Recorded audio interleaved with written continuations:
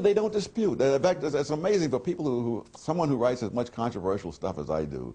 I get remarkably little criticism. I get denunciations, I get name calling, and the ones who are really smart simply say nothing and pretend that I haven't said anything, and they go on. I am American.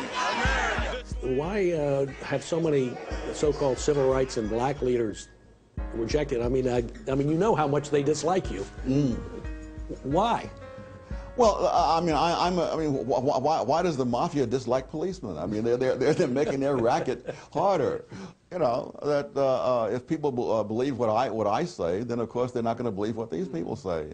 These people have a huge investment in this. I mean, money and all the rest of it, power, the rest of it. I think you've written that for the civil rights movement, emphasizing civil rights is the thing that will help blacks and other poor people the most. Is a distraction. It won't. That's right. If you look at the data, you find that blacks were rising faster prior to the civil rights movement than since the civil rights movement. For all kinds of reasons. Blacks were getting more education, they're getting a better quality of education in a different part of the country and so forth. Well, you got in just in time. Yeah, I'm lucky as can be in that respect. What has affirmative action achieved here and anywhere? What it's achieved generally has been to give benefits to a group of people who are already more fortunate.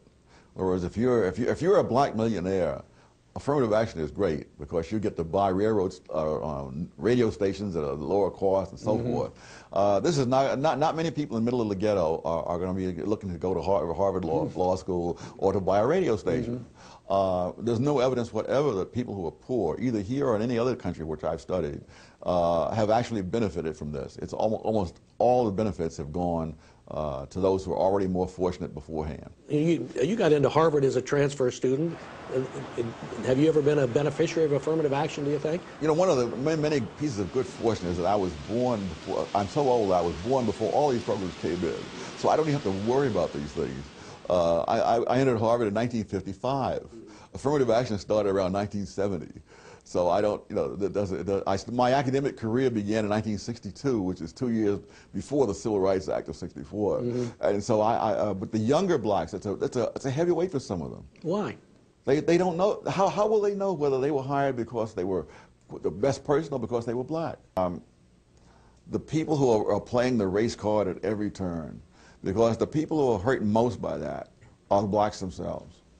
You know, years ago when I was giving a talk at Marquette, a young black man got up and he said, "I'm about to graduate from Marquette University, but what hope is there for me?" And I said, "There's about twice as much hope as there was for your parents and 10 times what there was for your grandparents." But he has been convinced that he can't make it. Married, with a grown son of his own who didn't talk until he was nearly 4 years old, Thomas Sowell knows the importance of not giving up. We knew there was going to be barriers. We would just keep going over them, through them, around them, or whatever. But now you've raised a whole generation of people who think it's absolutely hopeless. Who's telling them that?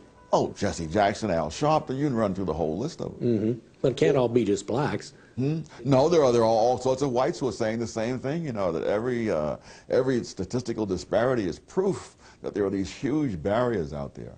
What should the civil rights movement be for now? Dissolution.